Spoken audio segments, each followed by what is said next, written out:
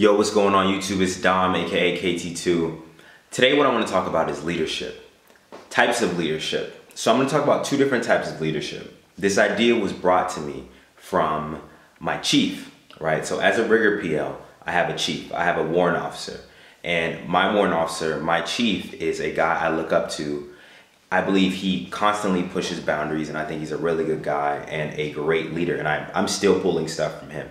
I may outrank him, but you don't want to confuse rank with experience sometimes, because you can always pull things, you can always learn things from other people. Like, I'm still constantly learning from my NCOs, so obviously I'm going to learn from my chief that's embedded inside of my section. So when you talk about leadership, I think it's important to talk about the two biggest types of leadership, which is traditional and servant leadership. Now, traditional leadership is going to be where you're a leader first, and then you move forward, and you're going to, it's kind of like going to have a waterfall effect throughout your whoever you're leading. So for me, it'd be my soldiers. So I think about me first, and then I move down. Now, do I think that's bad? No. Are there good situations for that? Yes. Do I do that? No. I try not to do that. What I try to do is I try to think about my soldiers first. I try to think about the implications of whatever I do, and then I think about how it will affect my soldiers before I actually do it. So a way to look at that is kind of like servant leadership, right? You serve first, and then the rest of, it's like a trickle-down effect, right? And then you will see how it works throughout the rest of my platoon. So I think it's very beneficial. I think it's very, very beneficial. One of the things that actually just came up is I want to bring the platoon in, 2 hours early, but I want them to know early, so right now we're on a 4-day weekend, and I want to bring my platoon in so we can get some stuff accomplished, not just for our shop and my chief, but there's some stuff I want done for the rigger rodeo. And if we come in early, if we come into work early, about 2 hours early at 06 instead of 08, we can get that done. But wouldn't it suck to know that, hey, you're coming into work 2 hours early?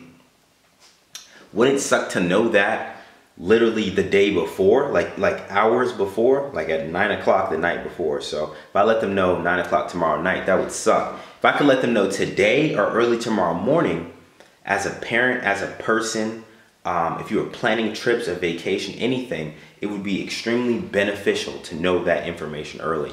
And that's kind of like, thinking about your soldiers first. I think another good example of putting your soldiers first, right, could be a PT plan, right? Say the majority of the platoon, right, is above a 300.